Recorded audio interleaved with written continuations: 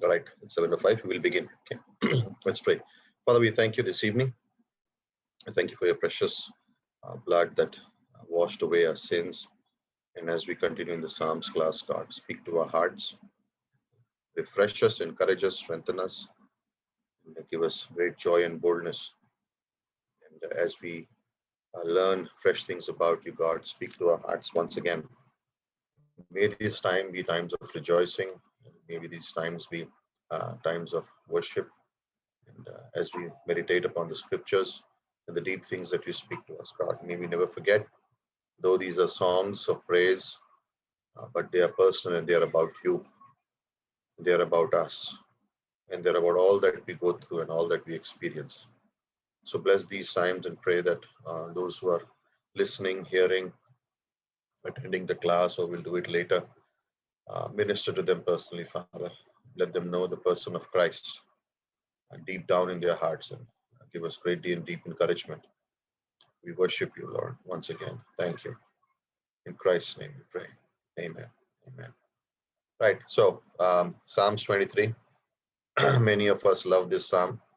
Many of us, it's our go-to psalm for many people. But before we get to Psalm 23, Psalm 22, 23, and 24 are also known as the Psalms of trilogy or the typology of the shepherd. And in some places, I will cover that later because what is happening is when we cover Psalm 22 is when it's going to be about the Messianic Psalms. We'll talk about the Psalm 22 then. But just for a little while, I'm going to share a screen and you can have a look at it. And this is how the three Psalms go together. Psalm 22, 23, and 24. They're known as the shepherd Psalms. And so just a second. Here we go. Okay, here they are. Right. So if you can see this now. And this is known as uh, the shepherd Psalms. Okay. And you look at how Psalm 22, 23, and 24 are placed, and the three different pictures of the shepherd in each of these Psalms. Uh, Psalms 22, this is the Good Shepherd. This is John 10, 1 to 18. Psalms 23 is the Great Shepherd. This is Hebrews 13, 20, and 21. Sorry, and Psalms 24, the Chief Shepherd. And look at the three different portrayals of the pictures of Christ, and that's why they're on the trilogy of Psalms of the shepherd or typology of the shepherd. And in Psalms 22, the focus is on the suffering shepherd who died for his sheep. Psalms 23 is the living shepherd who lives for his sheep. And Psalms 24 is the coming, the exalted shepherd who will return for his sheep. There is so much of Christ in the Psalms. There is so much of theology. There is so much about God in Psalms. And in 22, he is a savior. My God, why have you forsaken me? In 23, he is a sanctifier. Though I go through the valley of death. In the shepherd Psalm of 24, he is the sovereign, he is the king, he is the exalted one. In Psalms 22 is a picture of the cross. In 23 is the crook or the staff. Sorry, in Psalms 24 is the crown. Psalms 22 speaks about justification. 23 speaks about sanctification. And 24 speaks about the life of glorification. So don't worry about this. I will put this on the group so you can get that as a copy. We have put it on PDF and I'll send it across to you. Psalms 22, the good shepherd has saved us from the penalty of sin. It's amazing. 23, the great shepherd is saving us from the power of sin, that is progressive sanctification. And Psalms 24, the chief shepherd will save us from the presence of sin. So this is what, we just want to talk about a little bit, but we'll focus on 23, and this is the key one today. And I will talk about this in two ways. When I talk about Psalms 23, we'll talk about a devotional part. And then a little bit also, there is a Old Testament teaching about how why is this Psalm so dear? Why is this Psalm so precious? Why is this Psalm so loved? Because in this Psalm also, there are 7 names in the Old Testament that signify the deliverance of God. And they were known as the seven redemptive names of God, names that bring deliverance, directly or indirectly. All those seven names are reflected in Psalm 23. So there is a devotional aspect to it where we talk about how this psalm ministers to us and how it's our go-to psalm, that whenever we need and whenever there is fear and all those things, we run to this psalm. But also there is a deep meaning to this psalm, and it talks about how the Lord is revealed through this psalm. Again, we know it's a psalm of David. A lot of scholars believe this was a time when Barzillai extended his kindness and wanted to go along with David after the rebellion of Absalom. But different authors place it at different places, and different scholars place it at different times. So we are not 100% sure where it is kept. But the picture of the psalm is the shepherd. This is John chapter 10. That when we think about the shepherd and the sheep, that is a picture of us. It is not what the sheep mean to the shepherd. It's not like, what does a shepherd mean to the sheep or how we are to God, but it basically means who God is for us. And the Lord is my shepherd begins, that is verse 1, but it ends with mercy, goodness, and mercy will follow me all the days of my life. It's a picture of God going ahead of us, shepherd protecting, and it's a picture of mercy and goodness following behind us, like the watchdogs that would go behind the sheep to protect it from behind so that no enemy can come from behind. And this is mercy. This is the goodness of God that protects us. And leading us is the shepherd. And so, in this devotional aspect, when we think about Psalms 23, it is more about what the shepherd does for us, and not what about, like, in a sense, we don't we don't focus too much upon that what we are to Jesus, but who Jesus is to us. That's the key thing here. And it's these are three things that you will see in the psalm. That the psalm basically talks about, don't focus on self, but trust in God. God keeps you, God leads you, and God feeds you. This is the key. He keeps you, He leads you, and He feeds you. And so we, on all these three aspects, keeping you, protecting, which is we know about salvation, we can't lose it, leading in the walk of life, and feeding, restore, in a sense, not only physical provision, but spiritual provision. Look to Christ and don't depend upon self for these three things. You know, whenever we resist grace teaching, whenever we resist doctrine, we are not going to be fed well. We're not going to be getting good food, because that's not enough for us. And when we read, the Lord is my shepherd, you know, uh, I shall not want. And this is again a picture of John 10, that this is how God is. He sees your wants and He does something about it. We talked about it on Sunday too. Then He talks about He restores my soul. What do you mean, restores my soul? And we know that we are taught that the soul consists of mind, will, emotions, self-consciousness, conscience. It means then any one of these things, when we go away from God, in our mind, in our will, in our emotions, God restores us.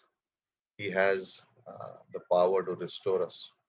He heals us in those areas. When we fall into sin, God picks us up.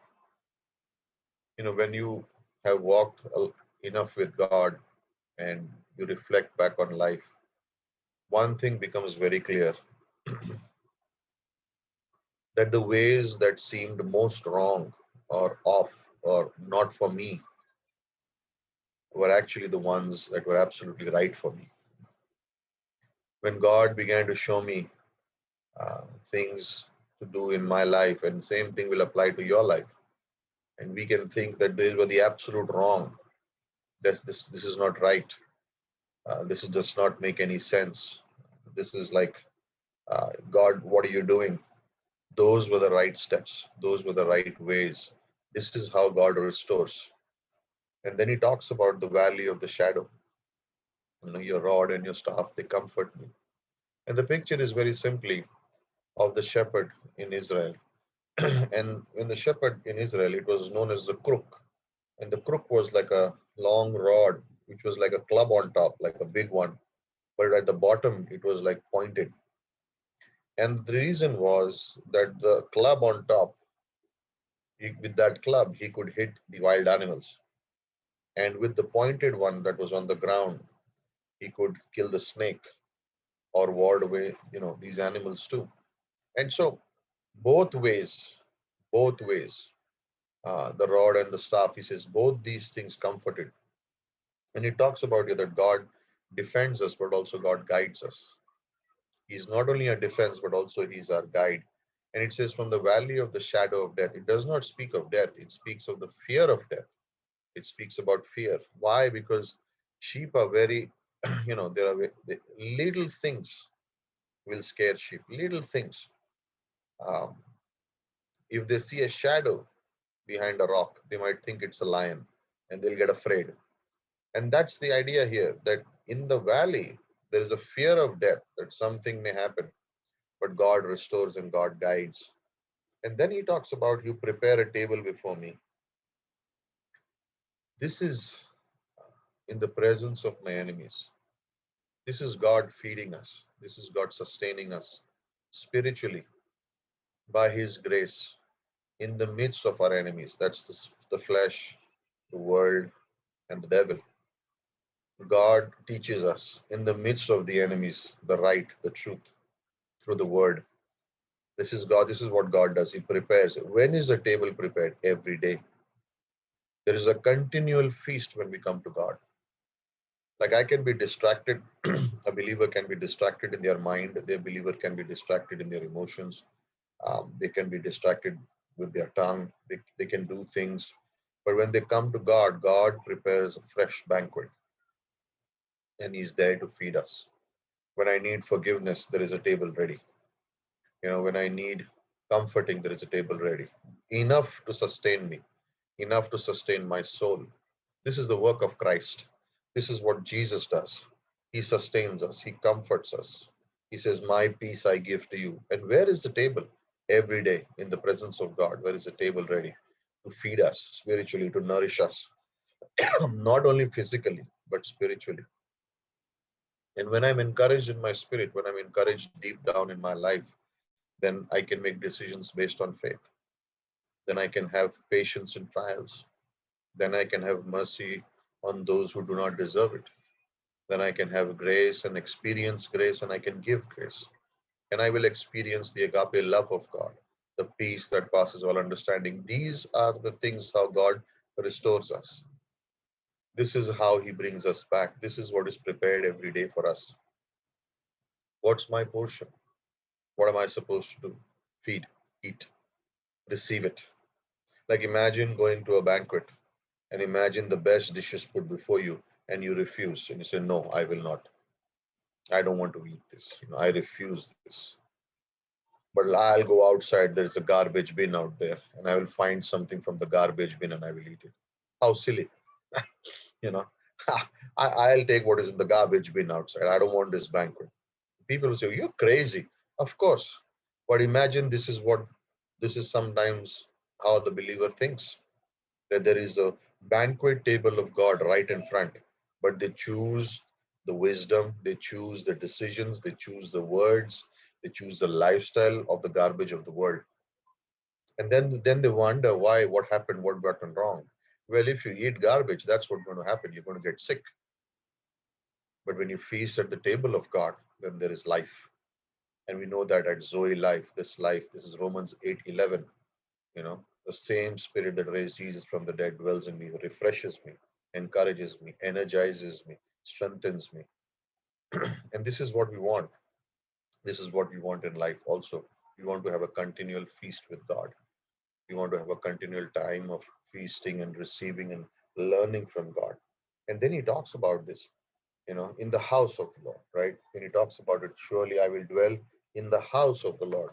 How long? Forever. Yeah. And what do you mean by that? Like there is a church on the earth. Like this is where the house of God is. And then there is a house of God in heaven. And I'll be in one of those. And in both, positionally, I'm already in heaven. And experientially, I'm on the church, but one day it's a reality that I will experience heaven also. And so I will dwell in the house of the Lord. Why? But I like it's not so much the house, but it's because of the presence of God what the house becomes. Like heaven would not be heaven without Christ. The church would not be a church without the presence of God in it.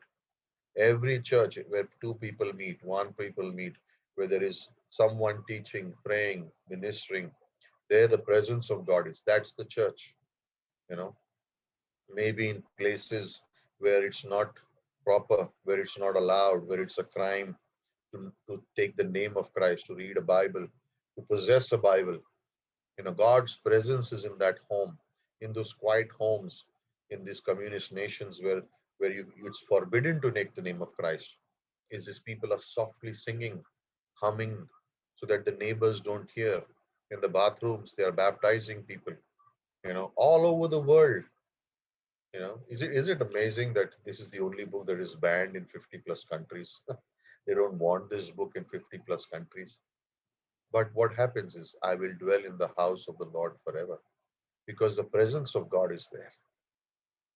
We think so many times about the persecuted nations, the persecuted people, and the countries where this persecution is severe, and we don't even hear the horrible stories that go on and how those believers are treated and the torture that they go through.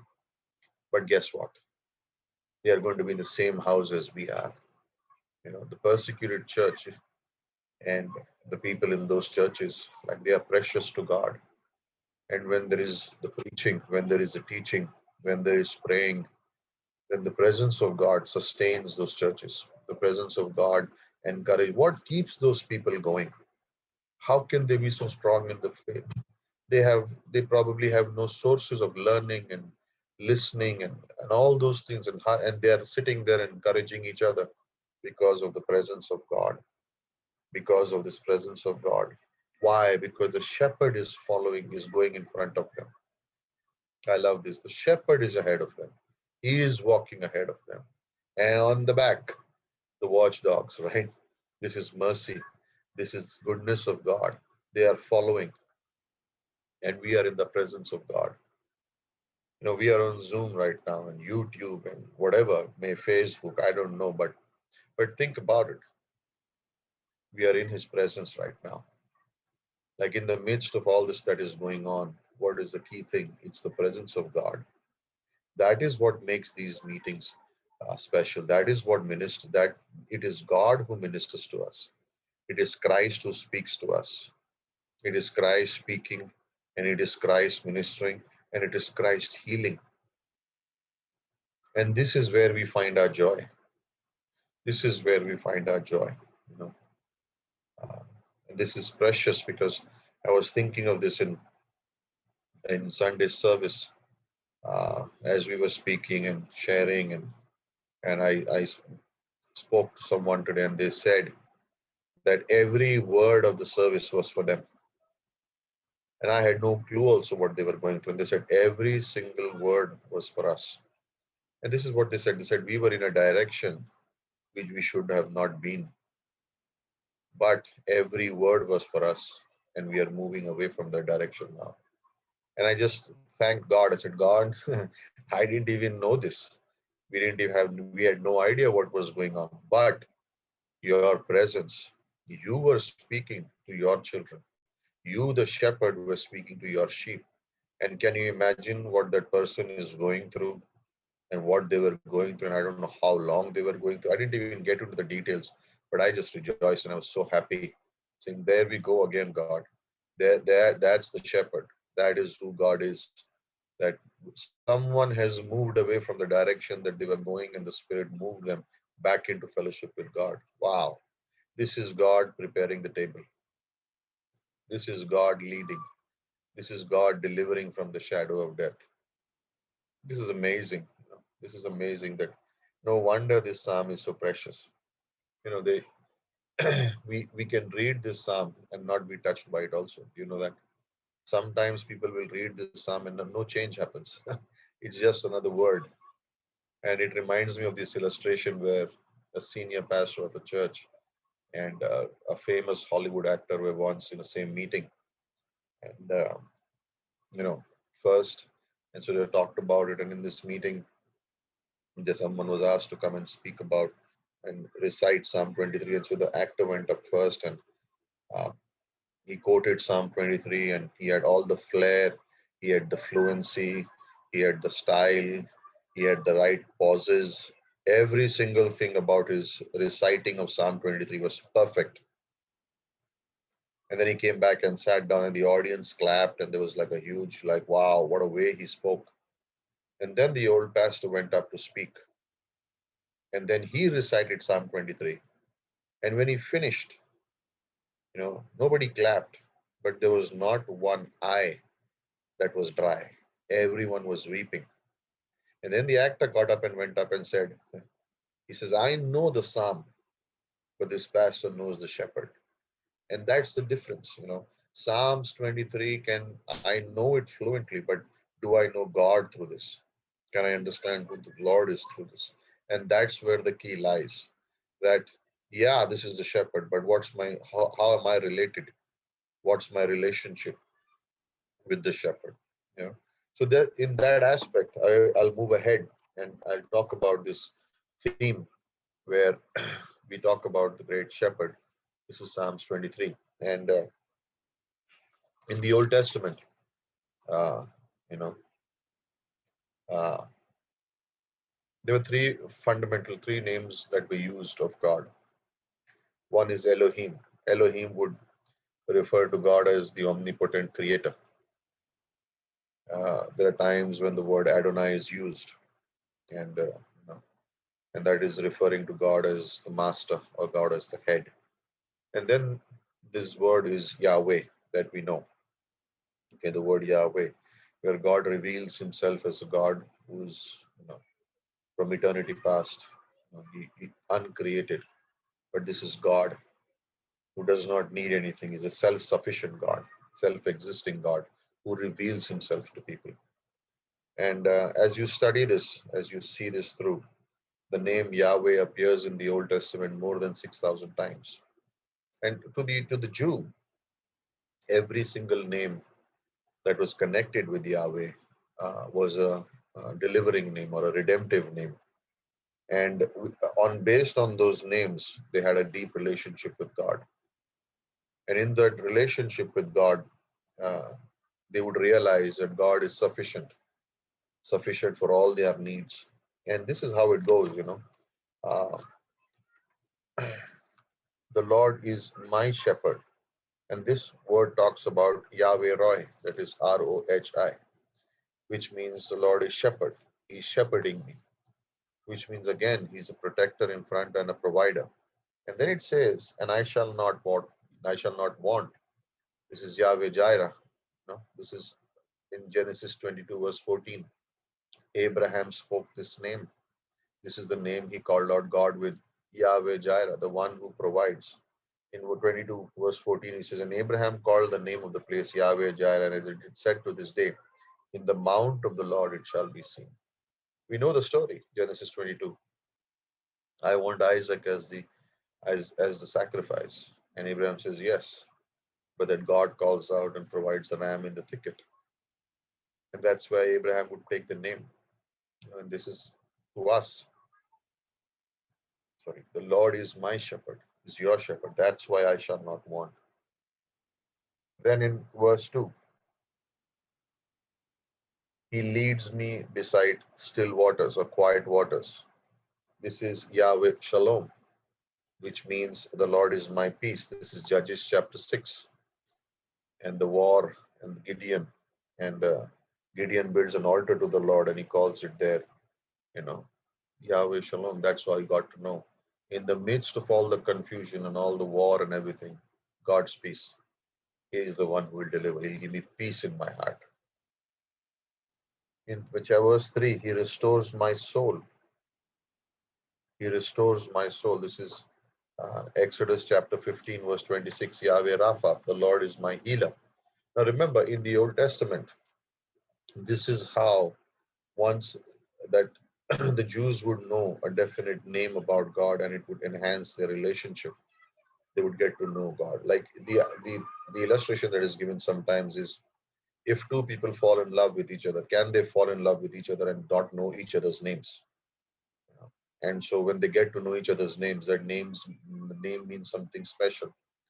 And the name, when they call out each other by name, there is an affection, there is an understanding. And this is why these names were important to the Jew.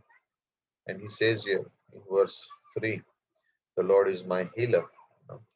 In verse, in the next part of it, he says, he guides me in the path of righteousness for his name's sake. This is, Yahweh Sidkenu, that is uh, Tsidkenu, Yahweh Sidkenu. That meant the Lord is my righteousness. This is Jeremiah chapter 23, verse 6. That the Lord would say, in the days Judah will be saved and Israel will dwell safely. And in this name whereby they will be called, Yahweh Sidkenu, the Lord is my righteousness.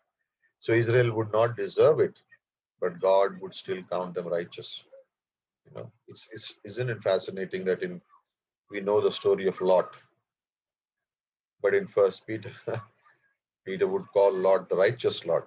Oh, was Lot righteous? Oh well, nothing that he did showed that he was righteous, but in the eyes of God, positionally, he was righteous. You know, and that's it is the Lord is our righteousness. I don't do things. I don't try to attain any more righteousness now because I have received imputed righteousness. Righteousness of Christ is in me. Romans 5 is a great study to do when you want to understand the benefits of righteousness. There is peace, there is grace, there is access to God, there is justification. So first 10 verses, this is the benefits of righteousness. Romans 5 verses 1 to 10. And in verse 3, it talks about the righteousness of God. Then it goes on and it talks about your rod and your staff, they comfort me. And this is Yahweh Shammah. The Lord is there for me. This is Ezekiel 48, verse 35. It was about 18,000 measures, the name of the city, and the day the Lord is there. This is talking about the future. There's going to be a new Jerusalem city, and that's where the presence of God will be. But who is it for? It's for me. It's for me, you know. And in verse 5, you prepare a table before me in my enemies. You've anointed my head with oil, my cup overflows. And this speaks about the Lord, my banner. This is Yahweh Nissi. This is Exodus 17, verse 15. Moses built an altar and called the name Yahweh Nissi into this day at Oprah. Why? Because the Amalekites attacked. But as long as Moses, his hands were up, held by Aaron and Hur, you know, God kept them in the sense the battle kept they were winning. Though Joshua was fighting, but when they raised the banner up, when they raised the name of the Lord up, and they were prayer, then God fought the battle for them. The battle was not where Joshua was fighting, the battle was where Moses was praying. And that is the key, that the Lord is my banner. When the enemy comes in like a flood, raise the banner of the Lord and raise his name high. And that's those are the redemptive words that Israel would know uh, God with, and that is how the relationship would develop. And this is in this way, it's a little bit amazing how he does it, how God ministers and speaks to people and reaches out to them. So uh, that's all that I'm going to cover today. Okay, and we'll open it up now for questions or any comments or anything personal that you would like to share regarding Psalms 23 or anything that you would like to give a testimony about. Please feel free to go ahead.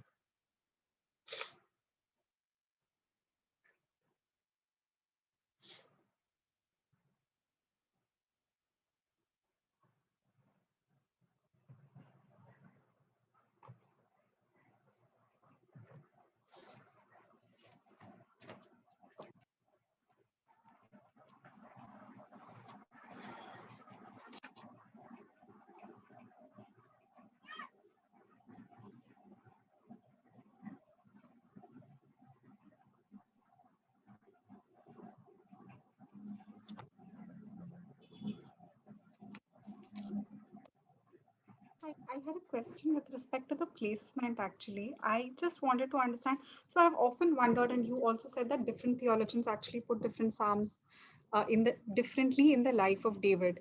So I just wanted to understand that, in the past also I have read somewhere that this psalm was probably written towards the end of David's life, which is why he talks about, walking in the valley of the shadow of death.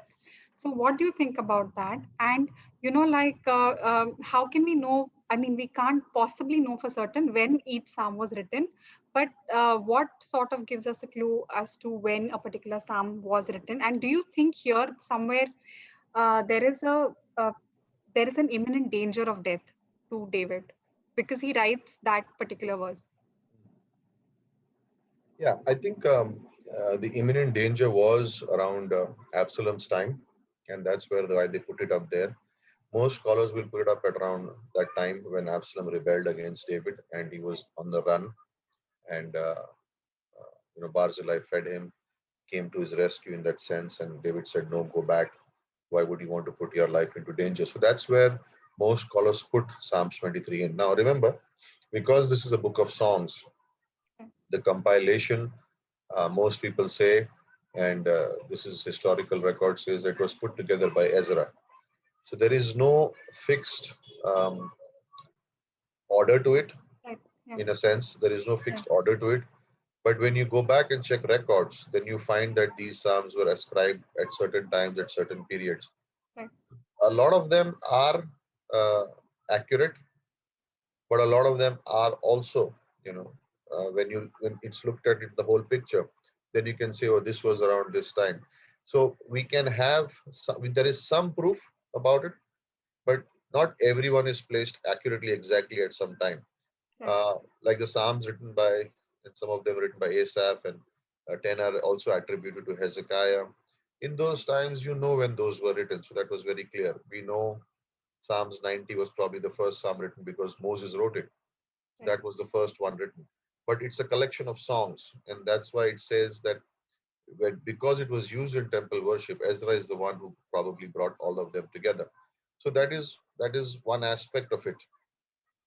But for every psalm, to bring it to a point where there's an accuracy and where it's going to be where it is placed, uh, well, not sure. Yeah. Like I'm Fair. not I sure. get. I get that. Yeah. Yeah. So is it a particular order? I think with the Jewish Torah, the order was like we discussed, book division, Yeah. main themes, five main Yeah. themes, Yeah. and because of those five main themes, they were clubbed in that form, and so it was not any sequential, but all of them relating to man were put together, all of relating to deliverance put together. So that Right. was more an order that they would put together and brought out. So that could be the thought behind it of how they put them together. And but accuracy, more or less, you can make out through history, connecting it with the history with the Jewish theologians and everyone getting involved in that. But we know we can say that probably it's Ezra who's brought it and put it all together. Uh, over a period of time, the studies have revealed that this could be written at this point of time, or and so manuscripts dating back could have hold some clue, but not fully known. Right. Okay. Thank you.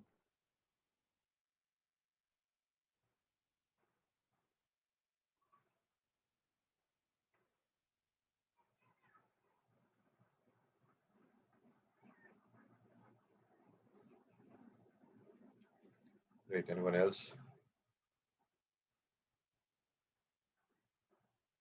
Anyone else would like to share?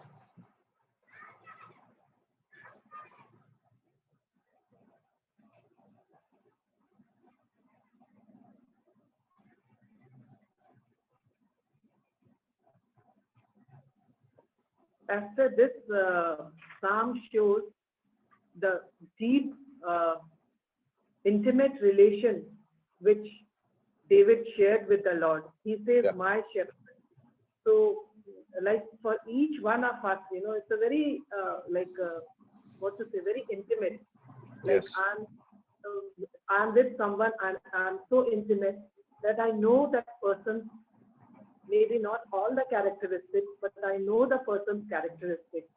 And with confidence, what he says that I will dwell in the house of the Lord forever. Because David, though he sinned, he knew forgiveness, he knew mercy, he knew grace, and he knew that God is the one who had restored him, forgiven him, and he looks forward that he Yes. will be in the house of the Lord.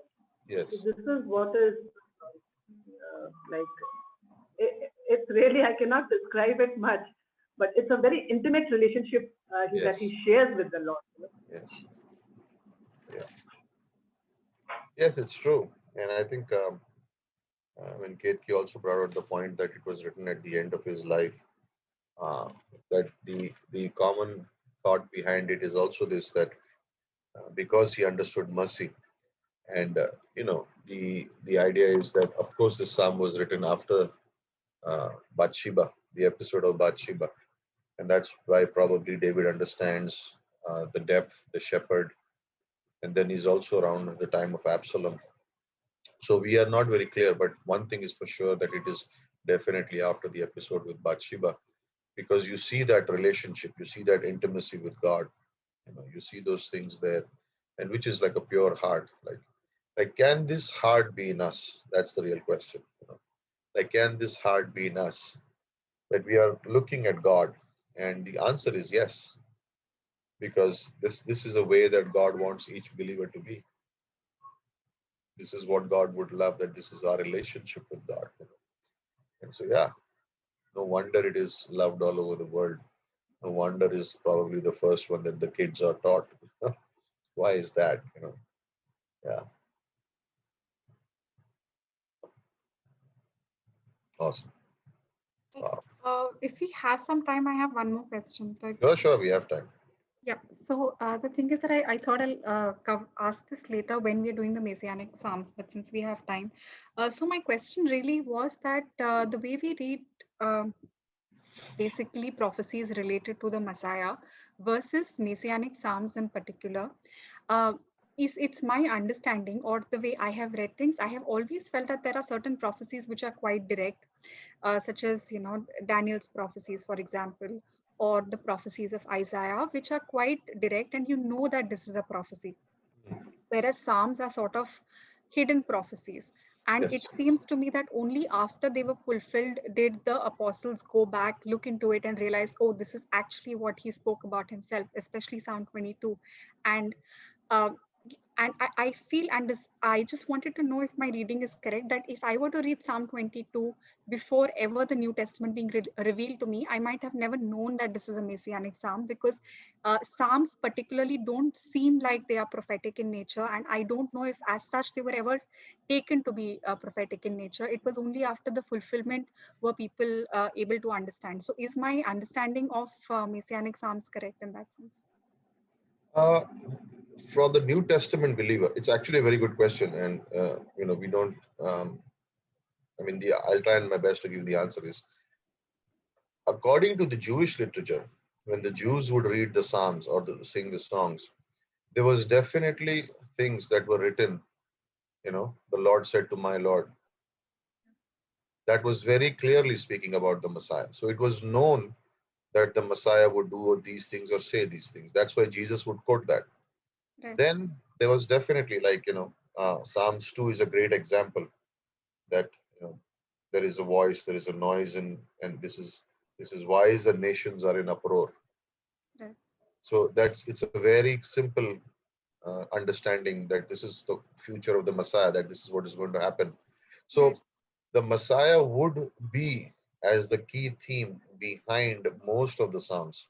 So the Right. Jewish understanding, they knew that this was about him. Right. They would know that Psalm 113 and 118 Hallel Psalms, this was the Messiah. They would understand it. That's why they would sing it, because Oh, they knew it is talking about the Messiah.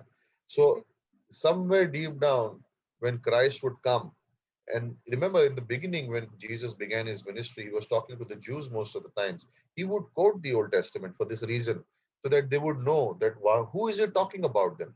And if it's not, now understand that in the Gospels, the Pharisees, they had, like, if somebody claims to be a Messiah, This is the three things they would do. First, they would test the words. Is he speaking Right. the right word? Second would be an observation stage where they would observe from far what he's saying and doing. Does it match with biblical prophecy? And the third would be verbal questioning. Right. Now, when they would finish these three, they had to declare that this would be the Messiah. Now, when you read John chapter 9, that's those three stages had finished. He had spoken all those things, he had done all those things, he had checked their genealogical records. They could not find anything wrong in him. That is why there is so much fight going on in John 9. They keep calling the guy, they keep calling his parents. They knew it was him. Mm. Deep down, they could not say it was not him. And when he would go to the cross, he would be singing those things. So, to his apostles, to his disciples, it was very clear that all this was written about him, and they knew it was him. And so that's why this prophecy was being fulfilled. So remember, the Old Testament would always is when you read Old Testament, you will always see, like, that's why I said it's a typology, because behind it is always a picture of Christ. Right. He is not revealed. He is revealed, but he's hidden, but he's there. And so when Christ came, he basically opened it and said, "This is about me." You know. Right. So that was the idea. But in as when it speaks about prophecy, the, there is enough prophecy, and for the Jewish mind, they knew that these words are actually being written about the one, the deliverer who's going to come. So when you read Psalm 90, it is evident that what Moses is saying. He Right. is not talking about himself, he's talking about something else. And Right.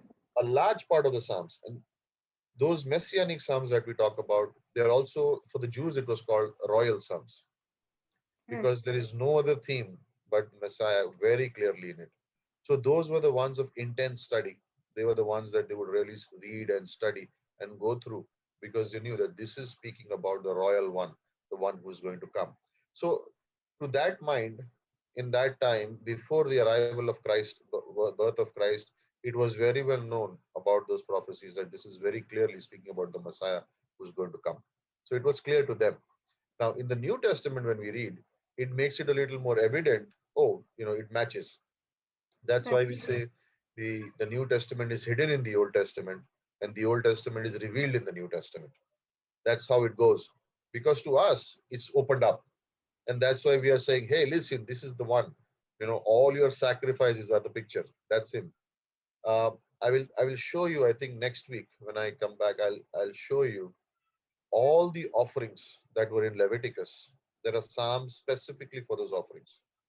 Okay.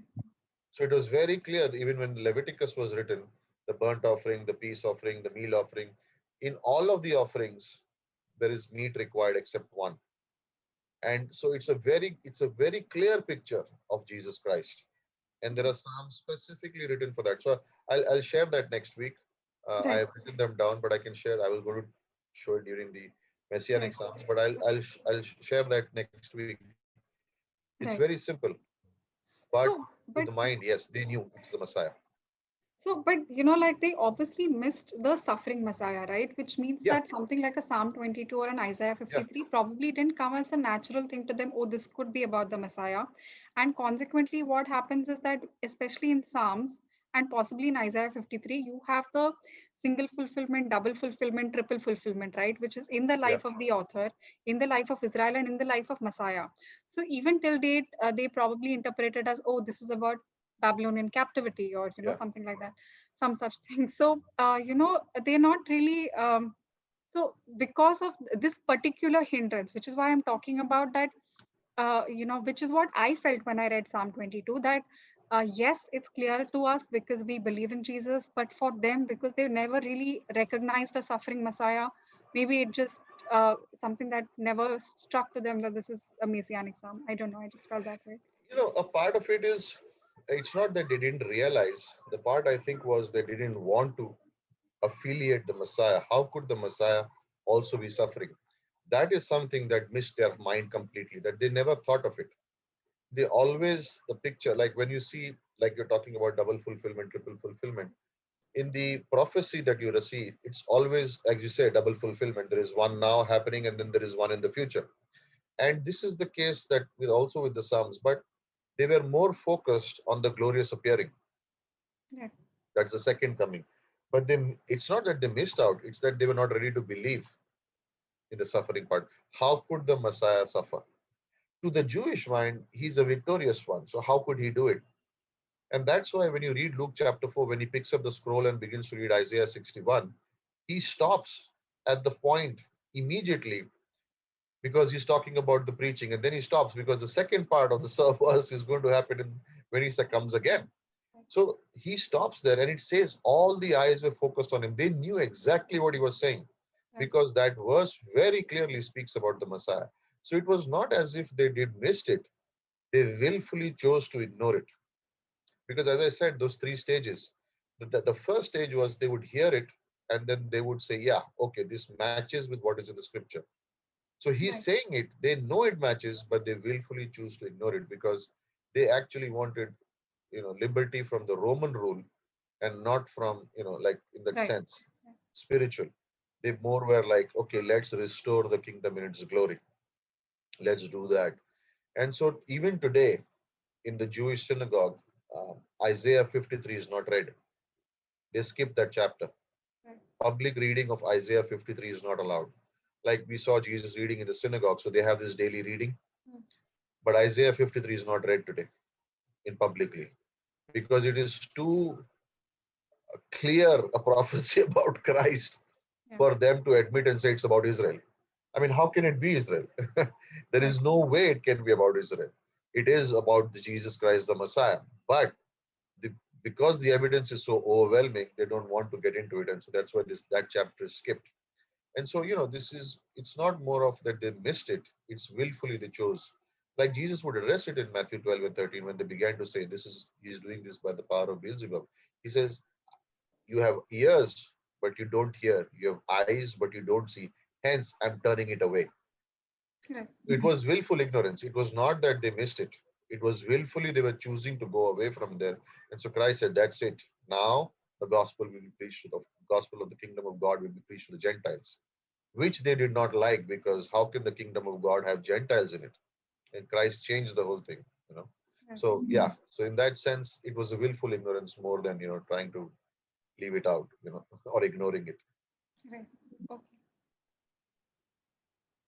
Thanks. Thanks.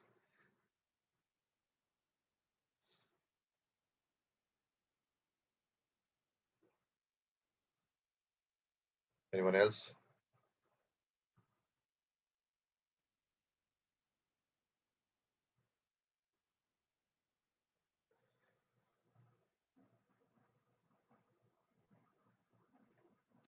Let's pray. Father, we thank you this evening. Thank you for this amazing shepherd psalms, and thank you for shepherding us, shepherding our hearts, our lives, our families, our churches, more than anything else, shepherding our soul. That's where we are thirsty, but you satisfy that thirst. You are a shepherd, and we shall not want because you, more than us, you are concerned about us, God. So thank you once again for revealing your heart. Bless this week ahead through each one of our lives. In Jesus' name, amen.